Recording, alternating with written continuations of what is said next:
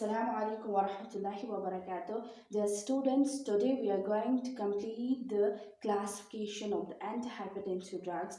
Today in this video, we are going to complete the third classification of the antihypertensive drugs. Okay, let's start.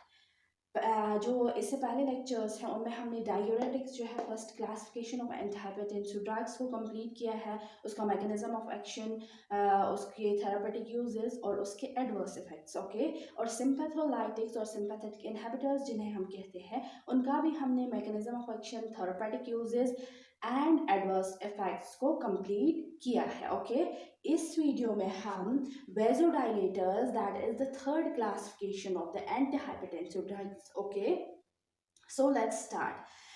जो हमारे वेजोडाइलेट्स होते हैं ये antihypertensive drugs है और ये ऐसे ड्रग्स होते हैं जब भी हमें किसी पेशेंट को देते हैं ये डायलेट करता है किनको, ब्लड वेसल्स को. ओके, तो ऐसे ड्रग्स जो हमारी ब्लड वेसल्स को डायलेट करती है, that drugs are known as the vasodilators and these are the antihypertensive drugs, यानी ये एंटीहाइपरटेंसिव ड्रग्स कहलाते हैं. ठीक हो गया. अगर हम वेजोडाइलेटर्स की क्लासिफिकेशन की बात करते हैं उनको मेनली दो कैटेगरीज में हम डिवाइड करते हैं. ठीक, पहला जो है that is direct acting vasodilators. Okay, and the second classification is calcium channel blockers. Okay, अगर हम डायरेक्ट एक्टिंग वेजोडाइलेटर्स की बात करते हैं उसमें मेनली आर्टीरियोलर वेजोडाइलेटर्स आते हैं एंड आर्टीरियोवेन्स वेजोडाइलेटर्स आते हैं. आर्टीरियोलर मींस जो खाली आर्टीरियोल्स को ही डायलेट करते हैं. ठीक है, और आर्टीरियोवेनस वेजोडाइलेटर्स ऐसे ड्रग्स होते हैं जो आर्टीरियोल्स को भी डायलेट करते हैं और हमारे वीन्स को भी डायलेट करते हैं. ठीक हो गया.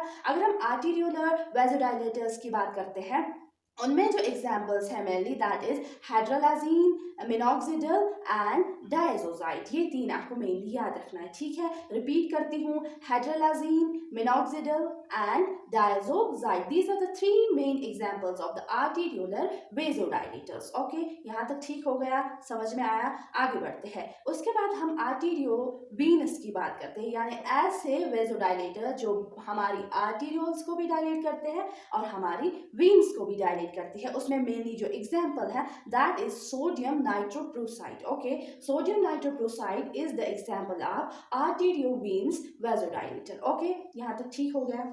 आगे बढ़ते हैं.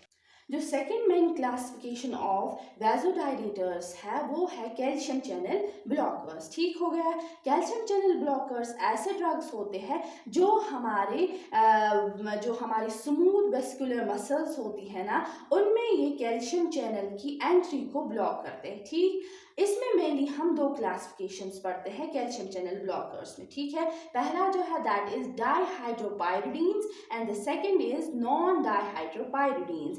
अगर हम डाइहाइड्रोपाइरिडीन्स की बात करते हैं इनमें जो एग्जाम्पल्स है दैट इज एम्लोडिफिन, नेफिडिफिन, फैलोडिफिन एंड निकाटिफिन. आप ऐसे याद रख सकते हैं, इन चारों के पीछे है डिफिन, तो डिफिन जिसके पीछे होगा, जिस भी ड्रग के पीछे होगा वो डाइहाइड्रोपाइरिडीन है और वो क्या है, कैल्शियम चैनल ब्लॉकर. ठीक हो गया. उसके बाद हम नॉन डाइहाइड्रोपाइरिडीन्स की बात करते हैं. इसमें मेनली दो एग्जाम्पल्स आते हैं that is verapamil and diltiazem. Okay, यहाँ तक ठीक हो गया. आगे बढ़ते हैं. If we talk about the mechanism of action of the vasodilators, ये ऐसे ड्रग्स होते हैं, अगर हम इनका मैकेनिज्म ऑफ एक्शन देखते हैं तो ये क्या करते हैं, ये डायरेक्टली रिलैक्सेशन करते हैं हमारे वेस्क्यूलर स्मूथ मसल्स को. यानी जो भी वेसल्स हमारे ब्लड वेसल्स में प्रेजेंट होती है, हमारी हार्ट में प्रेजेंट होती है स्मूथ मसल्स, तो ये उन दोनों को रिलैक्स कराती है डायरेक्टली. ठीक है, लाइक आर्टीरियोल्स को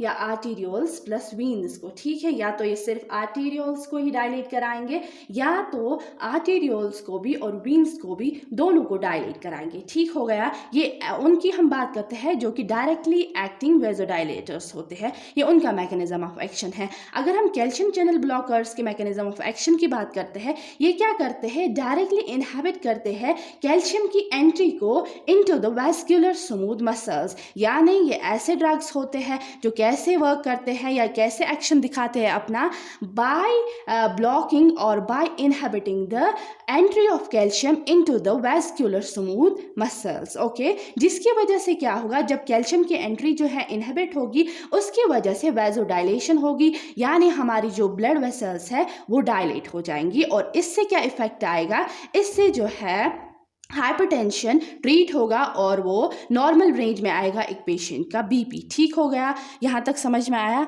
आगे बढ़ते हैं। Now we will talk about the therapeutic uses of vasodilators. Okay, अगर हम vasodilators के therapeutic uses की बात करते हैं तो ये यूज़ होते हैं हर ग्रेड ऑफ हाइपरटेंशन में, चाहे कोई भी ग्रेड हो हाइपरटेंशन का, तब हम वेजोडाइलेटर्स को एक पेशेंट को दे सकते हैं। ठीक हो गया। अगर हम कैल्शियम चैनल ब्लॉकर्स की बात करते हैं, इनके थेरापेटिक यूजेस क्या क्या है, ये हम एंजाइना पैक्टोरिस के लिए दे सकते हैं एक पेशेंट में, प्रेंस मेटल्स एंजाइना जब एक पेशेंट जो उससे सफ़र कर रहा होता है, या एरिथमियाज जब भी एक पेशेंट में होते हैं तो उसमें हम देते हैं। ठीक हो गया। Now we will talk about the adverse effects of vasodilators. Okay, अगर हम वेजोडाइलेटर्स के साइड इफ़ेक्ट्स और एडवर्स इफ़ेक्ट्स की बात करते हैं, जब भी कोई पेशेंट लेता है तो उसमें ये साइड इफ़ेक्ट्स देखे जाते हैं। एग्जाम्पल, हेडेक उसमें हो सकता है, फ्लशिंग यानी जिसको हम ब्लशिंग कहते हैं, इडीमा हो सकता है पेशेंट में, मेनली कैल्शियम चैनल ब्लॉकर्स की वजह से इडीमा हो जाता है एक पेशेंट में। ठीक है।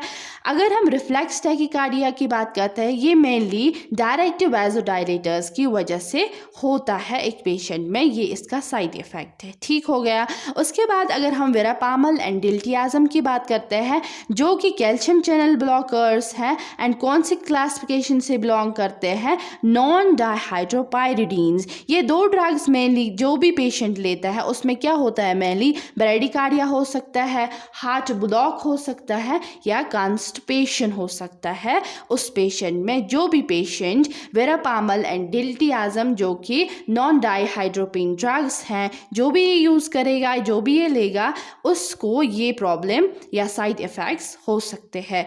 I hope this video will be beneficial to you. I will meet you in the next video. Till then, stay blessed. Assalamu alaikum wa rahmatullahi wa barakatuh.